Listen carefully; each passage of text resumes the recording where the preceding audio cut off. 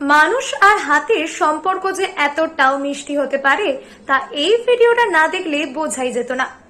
বাচ্চা হাতির এই কীর্তি দেখে মন গলতে বাধ্য হবে আপনারও। দেখুন এই ভিডিও।